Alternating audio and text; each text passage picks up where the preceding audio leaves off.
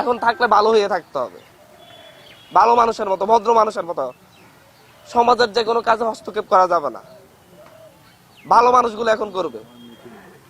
সে অত্যাচারীরা যদি এখন আবার যদি অত্যাচার করতে আসে, আবার যদি তারা সেই নিজেদের প্রভাব প্রতিপত্তি দেখাইতে আসে, আমি স্পষ্ট তাদের হাত ভেঙে দিব, একদম দিব।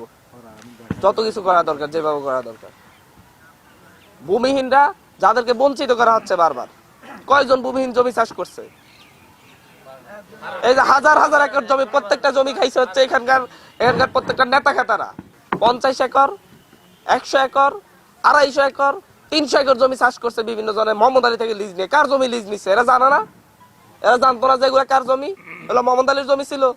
তো লিজ নিছে কোন আক্কেলে মোহাম্মদ আলীর কাছ থেকে? গরিব মানুষ খাইতে পায় না, তাদের বাড়িতে ধানের আড়ত সৃষ্টি করে। এরপরে গরিবের পক্ষে কথা বললে এরপরে বলে যে হচ্ছে এখানে কথা বলা যাবে না। কেন কথা বলে?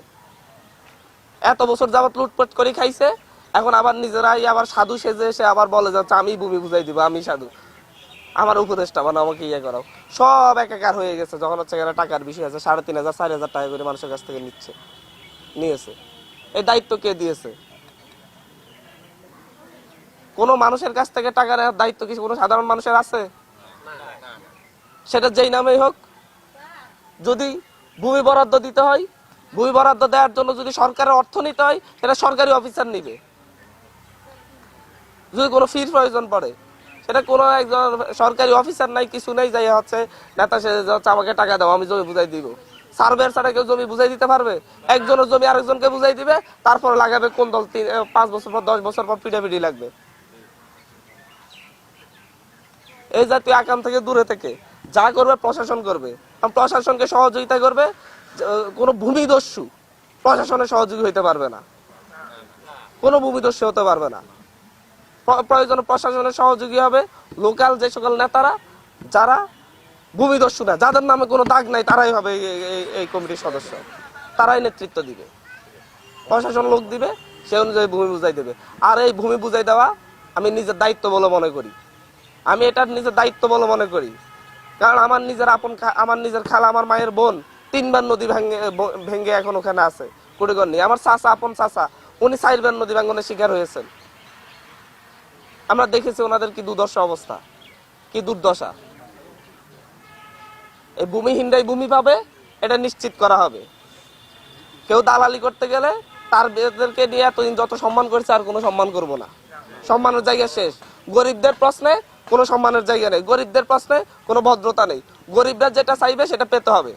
গরিব দুঃখী মানুষের সাথে যে অন্যায় করবে, সে অবিচার করবে, সেটা আমি মনে করবো সে আমার সাথে অন্যায় করতেছে, আমার সাথে অবিচার করতেছে। আমি ব্যক্তিগতভাবে সেটাকে নিব, ব্যক্তিগত জায়গা থেকে আমি মনে করবো আমার সাথে এই অবিচারটা হয়েছে, সেটাকে আমি সেইভাবেই নিব।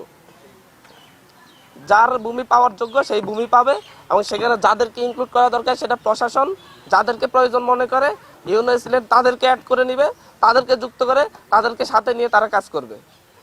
আমি যদি যেই চিন্তা করতেছি সেটা যদি সম্ভব হয়, কারো কাছ থেকে কোনো টাকা নিতে হবে না, সেটা ভূমিহীনদেরকে রাষ্ট্রীয় খরচে ভূমি বুঝিয়ে দেওয়া হবে যদি সেটা সম্ভব হয়।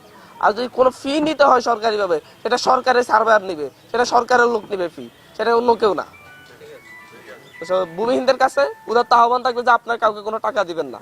আপনারা যারা আছেন এখন সবার কাছে বার্তা পৌঁছাই দিবেন যে যত বড় নেতাই হোক ভূমি বুঝাই দিবে, তার দায়িত্ব না, এটা সরকারের। তারা এসিলেন্টকে যাবে, যদি তাদের ভূমি বুঝাই দিতে না পারে, এসিলেন্ট ইউনিয়ন অফিস ঘেরাও করে রাখা হবে। এটা বুঝাই দিতে না পারলে এখানে থাকবে কেন?